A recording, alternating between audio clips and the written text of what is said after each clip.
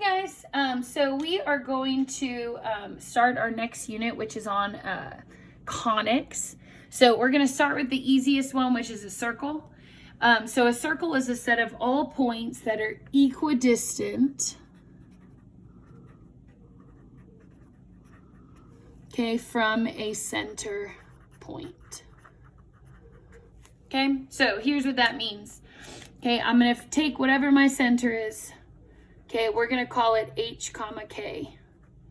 And then I'm going to pick a fixed distance and I'm going to stay that distance away the whole time.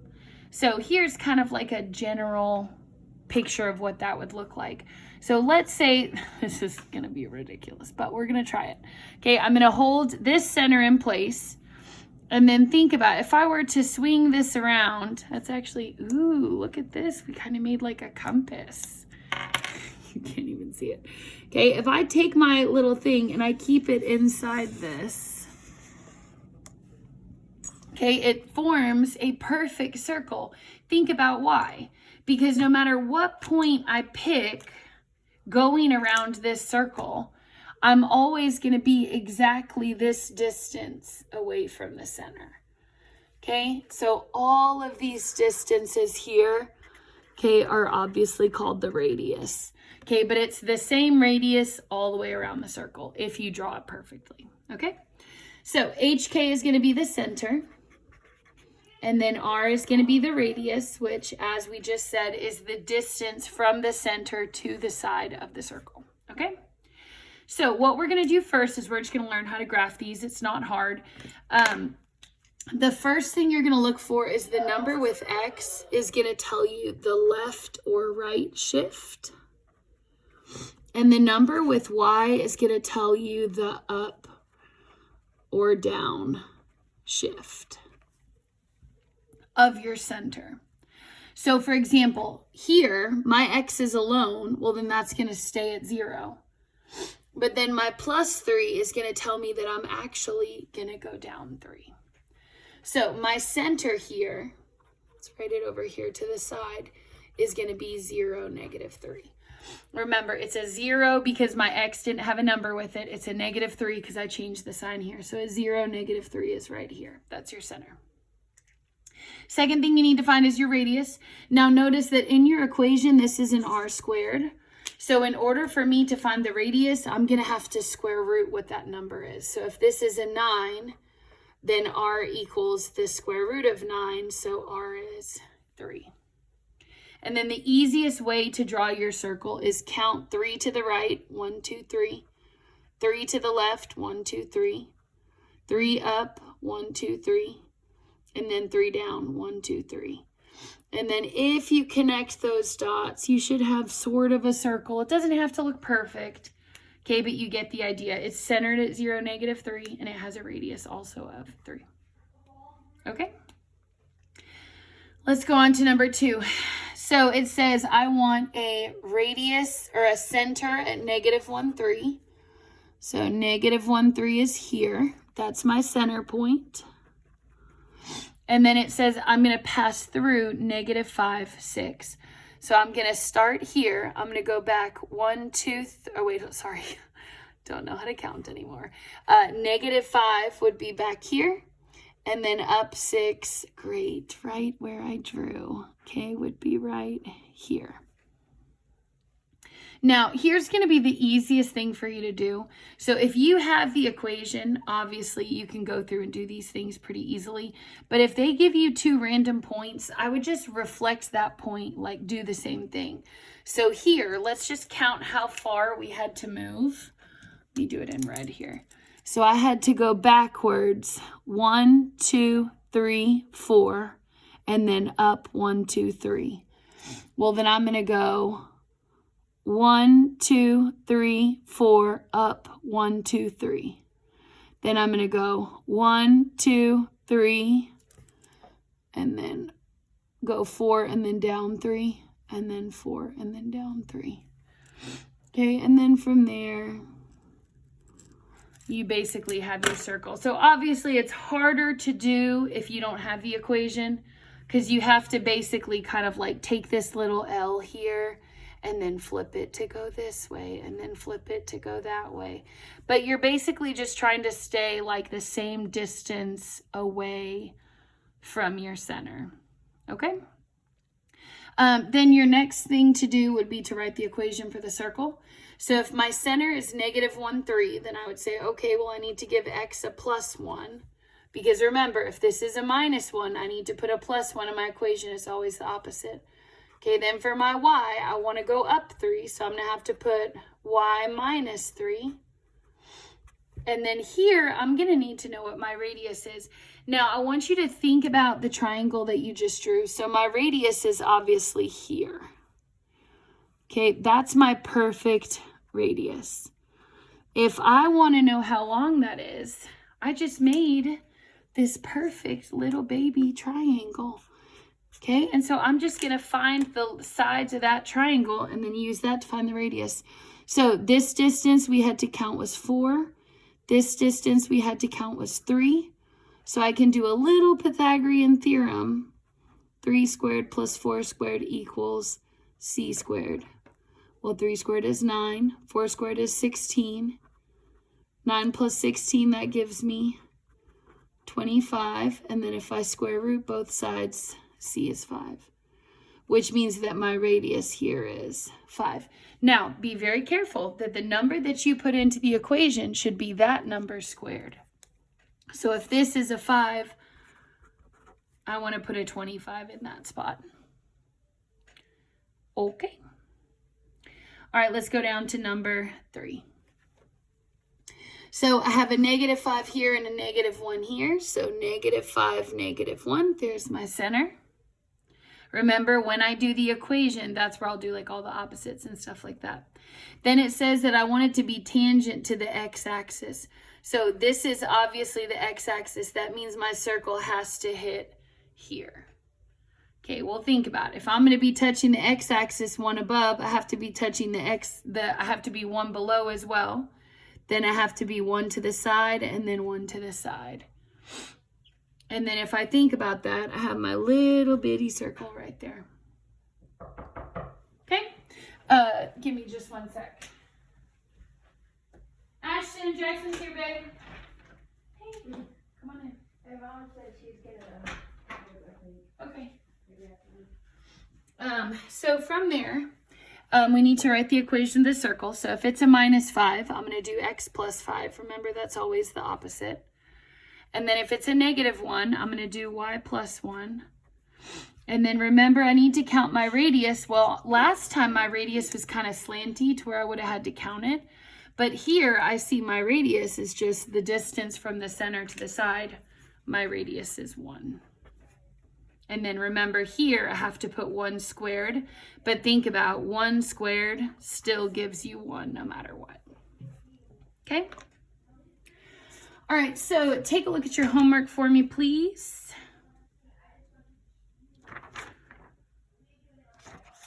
Let's take a look at this first one. So let's say that I were to be graphing number 1. So the first thing I would do is find my center. So if it's a -4 in parentheses here, that means really it should have been a +4. +2 here really should have been a -2. So I would go on my graph. 1, 2, 3, 4, 1, 2.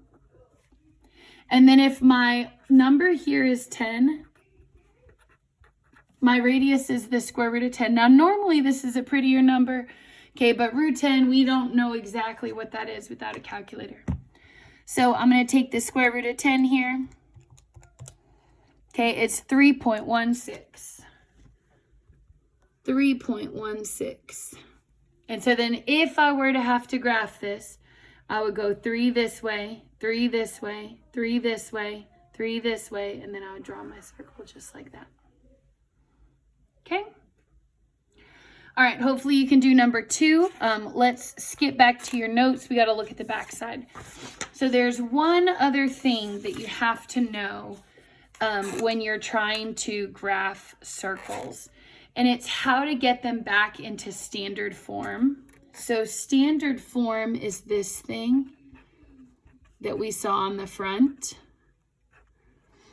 And it's just the way that your equation is organized. So if you look at like number 4, okay, that one's not organized for me. So I'm going to walk you through complete the square.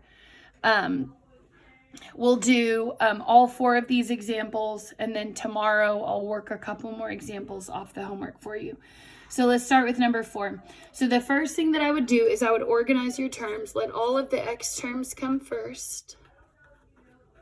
Leave a little space, then let all the y terms come next. And then this number, notice that it doesn't have an x or a y. That's always going to just move to the other side. So if it's a minus 15, you're going to add that across as a positive 15. Okay, the next thing that you're going to do is you're going to complete the square. So if you don't remember what complete the square is, this is what you're going to do. You're going to take your first 2 terms. You're going to keep x, but only one of them. And then you're going to take half of the 8, which is a 4. Now, if I'm going to do x plus 4 squared, okay, that means that really, because remember, 8, this is half of that. So that's where the 4 came from. So if I were to square 4, 4 squared is 16. Then I have to add a 16 here, and I have to add a 16 on the other side. Remember, you're not allowed to add something just to one side of an equation. That's not allowed. Okay, then I'm going to do the exact same thing with y. So I'm going to say, okay, well, I can only take one of my y's and complete the square. I can only take half of the 6, so I'm only going to take 3. Now, think about for a second. Even though this is a negative 3 times negative 3 again is still a plus 9. And when I put a plus 9 here, I have to put a plus 9 on the other side too to keep everything fair. So here's what I have now on this side. I have an x plus 4 squared and a y minus 3 squared. And then on this side, I'm just going to add all that stuff up. And I'm going to use the calculator. You can use the calc in your phone too if you want to. So I have 15 plus 16 plus 9. So on that side now, I have a 40. And then from there, I can find my center and I can find my radius. Now, you'll notice that your homework really doesn't actually ask you to graph any of these. So you should be able to, but it's really more putting it into this form that we're learning. So if this is a plus 4, I know my center is really a negative 4. If this is a minus 3, I know my center is really a positive 3. Remember, you're always changing those. And then your radius is whatever this number is, but square rooted. Square root of 40 in the calculator, that's going to come out to be 6.32. Okay. So if I were to graph it, that's what it would look like. The center would be here. The radius would be 6.32. Okay, let's take a look at number 5. So first thing that I'm going to do is I'm going to organize my x terms. So x squared and minus 2x are going to come first. Then I'm going to leave a little blank. Y terms are going to come second. I have a y squared and a 6y. Leave a blank. And then notice that on this one, I had that minus 15, so I had to move it over. But if I move anything over here, everything has a letter attached to it, so I'm just going to leave it as a 0. Okay, you can't move a number if there's not one there. So, ready to complete the square. I'm going to take one of the x's, half of the middle. If it's a 2, I can only take a 1 squared. And then I'm going to say, okay, well, what is 1 squared? Well, negative 1 times negative 1 is still a plus 1, but I can't just add it on the left. I have to also add it on the right. Okay, next one. Now we're completing the square on y. So remember, complete the square. I can only take one of the y's and then half of the middle. So if that's a plus 6, I can only take a plus 3. And then remember, I have to find what 3 squared is. That's a plus 9. And I'm not allowed to just add it on one side. I have to add it on both sides. So that means that I have a 0 plus a 1 plus a 9. And then I'm going to add that side up in the calculator. Well, we don't really need it, but 0 plus 1 plus 9. Okay, that comes out to be 10. Okay, then from there, I can write my center and I can write my radius. So negative 1 turns to a positive 1. plus 3 turns to a negative 3. And then my radius is going to be the square root of what that last number is. So if it's a 10, it's really the square root of 10. Okay. All right, next one, take a look at number 6. So ready, we're organizing these out. So I have a 2x cubed, or squared, sorry, plus a 12x. Then over here, I have a 2y squared and a minus 16y, and then a negative 18. Now, the first thing that you maybe remember, maybe not, about the complete the square is that you cannot have numbers in these spots. So if these have numbers, you're going to have to divide everything by that number. So I'm going to divide everything by 2. Remember, I'm doing it on both sides, so that's allowed. So now when I organize it, 2 divided by 2, that's a regular x squared. 12 divided by 2 is a plus 6x. Save a little spot. Okay, then for my second term, remember I'm dividing by 2, so now that's a regular y squared. 16 is now an 8y. And then 18 divided by 2, now that's a negative 9. And we're ready to complete the square. So I can only take one x, I can only take half of 6. Half of 6 is 3. Then I think to myself, okay, well, if I'm completing the square, what is 3 squared? 3 squared is a plus 9, but I can't just add it there. I have to add it on the other side as well. Same thing with y. I can only take one of the y's and half of the middle. So if that's an 8, I can only take 4.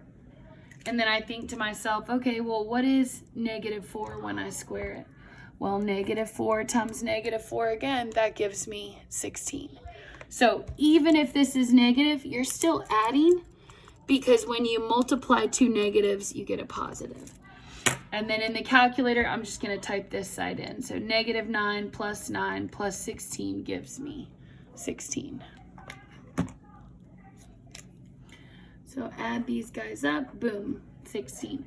Then from there, you're ready to identify your center and you're ready to identify your radius. So if this is a plus 3, my center is really negative 3. This is a minus 4, my center is really positive 4. And then my radius is whatever the square root of that last number is. So the square root of 16 is really 4. Okay. And then hopefully from there you would have been able to graph that. All right, last one. Take a look at number 7. So I'm going to okay, so you can organize it first like we did here. But as soon as I see that 4, I know I'm going to have to divide just like last time. Remember how we divided basically everything by 2? So I'm going to just do that first. I'm going to divide everything by 4 here. So 4x squared divided by 4 is a regular x squared. 4y squared divided by 4 is a y squared. Negative 4 divided by 4x is just a minus x. And then 8y divided by 4 is a 2y. Now this 11, I'm just going to leave that over 4. Okay, I don't even feel like dealing with that right now. You can divide it out in the calculator, but I'm just going to leave it as a fraction until the end. So next step, we got to organize. Remember, x's go with x's. So I have x squared minus x and then a blank. Plus, then I have y squared plus 2y. Leave a little blank. And then my minus 11 over 4, now that's a positive 11 over 4. So remember, I'm sliding that across the equal side to the other side of the line. Then from there, we can only take one of the x's and then half of the middle. So if that's a 1, okay, I can only take half of that. So that's like a 0.5. And then in the calculator, let's figure out 0.5 squared. Okay, this is a plus 0.25 and a plus 0.25. Okay, now let's do it for y. You can only take one of the y's, half of the middle. Thankfully, 2 is a even number, so when I only take half of that, okay, I get a plus 1. And then from there, I would say, okay, well, I need to know what 1 squared is here. So 1 squared in the calculator gives me plus 1 and plus 1. And then for this side, this is where my calculator comes in handy. Oops, I can do 11 over 4 plus 0.25 plus 1. So I'm basically adding all three of these numbers up to know what's going to stay over there. Ooh, it's a 4. Okay. Then from there, I can identify all the stuff that I need. My center is going to be at 0.5 comma negative 1. Remember, I'm changing the signs on both of these. So if that's negative, I change it to a positive. If that's positive, I change it to a negative. And then my radius is going to be the square root of 4, which is really 2. So if I were to graph that, just pretend, okay, I'd go to 0.5, which would be half, and down 1. Then I'd count 2, 2, 2, 2, and then draw my circle. Make sense?